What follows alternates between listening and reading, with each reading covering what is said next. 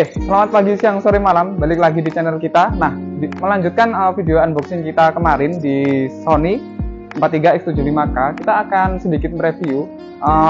Untuk review kali ini cukup berbeda dengan review-review sebelumnya ya, karena memang beberapa poin di TV-TV pada umumnya yang sudah menggunakan Google TV itu sudah sering kita bahas. Nah, jadi saya simpelkan di sini antara saya lebih menjabarkan ke beberapa kelebihan serta kekurangannya aja. Nah, oke, sebelum lanjut, seperti biasa saya ingin intro dulu.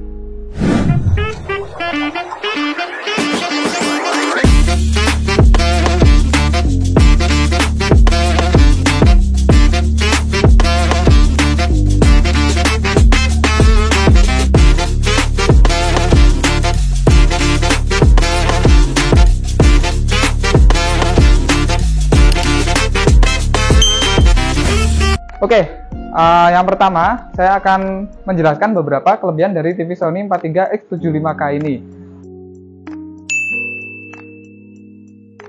Yang paling saya suka dari TV Sony 43X75K ini adalah build quality-nya. Jadi emang Sony itu nggak bisa diremehin dari segi build quality, bahannya, kemudian kokohnya ini loh, yang tidak dimiliki oleh brand lain.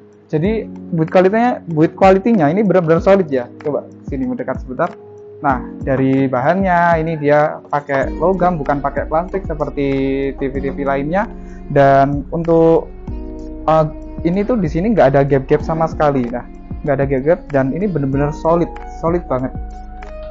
Itulah yang bikin saya suka dan menurut saya itu adalah kelebihannya dari X75K atau TV-TV Sony yang lainnya juga seperti ini sih sebetulnya. Ini juga nggak semua TV punya, yaitu portnya. Portnya Sony itu masih bertahan dan masih sangat lengkap. Apapun ada di sini, seperti yang saya jelaskan di video unboxing kemarin. Mulai dari USB, kemudian dari port HDMI, dan pastinya jack audio 3,5 mili untuk menyambung ke speaker yang belum ada port digital audio out. Meskipun begitu, dia juga tetap masih menggunakan port audio out ya, sudah ada juga port audio out. Kemudian port LAN dan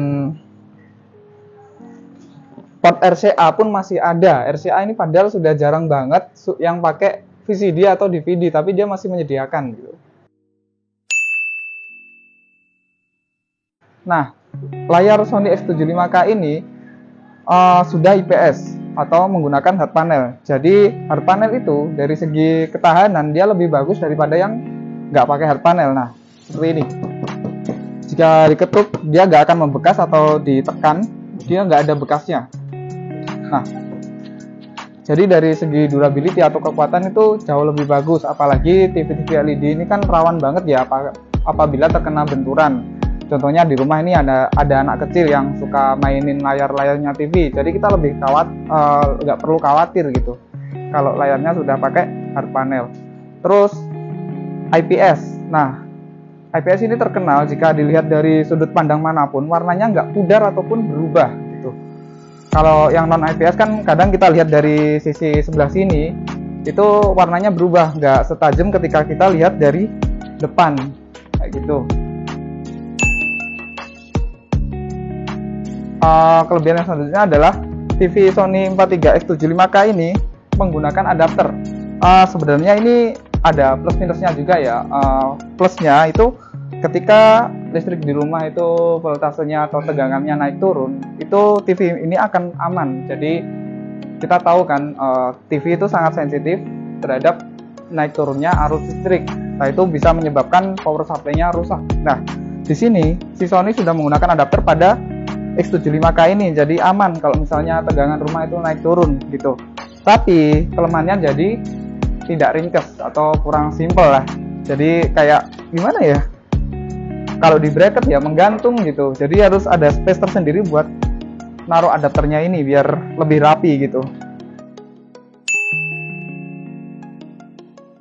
Jadi untuk TV Sony ini karena saking rapatnya gap-gap antara bodi dengan panel ini, dia mengklaim sudah tahan terhadap debu. Nah, kita lihat di sini tuh kalau di TV-TV lain kan ada lubang ya, ada beberapa lubang di sini. Mungkin fungsinya untuk mengantarkan panas. Cuman di sini di Sony itu justru full tertutup, gak ada celah sedikit pun. Jadi beneran debu-debu itu gak bisa masuk, maupun serangga-serangga itu gak bisa masuk ke komponen dalam TV gitu. Saking rapetnya juga, si Sony ini mengklaim bahwa TV-nya itu juga sudah tahan terhadap kelembapan ataupun percikan-percikan air ringan ya, kayak gitu. Percikan air ringan ya, tolong di note, bukan air yang langsung tumpah ataupun langsung deras kayak gitu.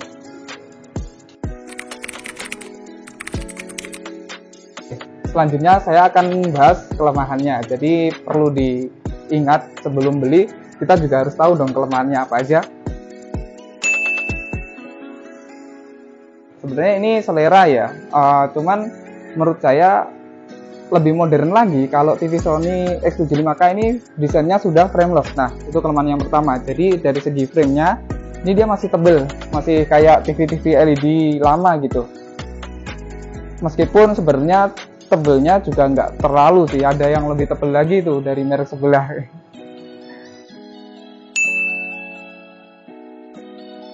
Sebenarnya kelemahan-kelemahan selanjutnya ini lebih ke pemangkasan fitur dibandingkan dengan TV Sony yang seri di atasnya, contohnya X80K, X85K, dan X90K. Yaitu yang pertama adalah yang berbeda fiturnya ya, maksud saya itu tidak adanya mic di dalam TV. Nah, kita tahu bahwa yang seri X80K, X85 maupun X90K itu ada mic-nya di sini. Jadi kalau kita mau melakukan perintah suara itu nggak perlu melalui remote.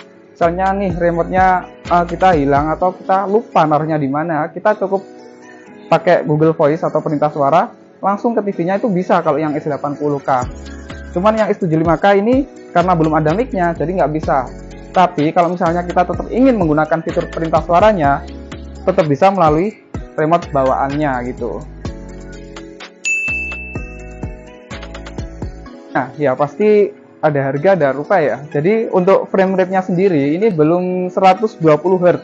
Sedangkan kakak-kakaknya X85K, X90K itu dia sudah 120 Hz. Jadi misalnya kita suka main game menggunakan PlayStation 5 itu udah top banget. Tapi kalau di X75K itu refresh rate-nya masih 60 Hz. Jadi nggak smooth yang kakak-kakaknya gitu. Untuk Sony X75K ini belum menggunakan full array LED seperti X90K. Jadi untuk lampu LED-nya itu dia nyalanya konsisten ya, nyala terus. Kalau yang full array itu kan dia menyesuaikan dengan gambar. Misalnya gambar di bagian sini atau adegan film di bagian sini itu gelap. Jadi full LED-nya itu ikut meredup gitu agar gambarnya lebih kontras antara terang dan gelap. Cuman kalau di X75 belum ada full array LED, jadi tetap kelihatan misalnya menampilkan warna hitam itu tuh kelihatan abu-abunya atau cahaya lampunya dari belakang gitu. Oke, itu aja sih sebenarnya kelemahannya, lebih ke fitur yang dipangkas oleh Sony untuk membedakan seri X75K-nya dengan si kakak-kakaknya. Tapi menurut saya sih dari beberapa kelebihan serta kelemahannya ini tuh masih sangat worth it di kelas 43 in. Menurut saya masih sangat worth it, apalagi harganya nggak sampai di kepala, namanya berkisar 5 jutaan aja, 5 jutaan lebih dikit lah gitu. Oke, itu aja review saya tentang 43X75K ini. Jika kalian punya pengalaman menggunakan TV ini, silahkan tulis di kolom komentar ya. Kita sharing-sharing dan mungkin ada beberapa kelebihan atau kelemahan yang belum saya sebutkan, bisa kalian sharing juga di kolom komentar. Oke, saya pamit undur diri, sampai jumpa di next video.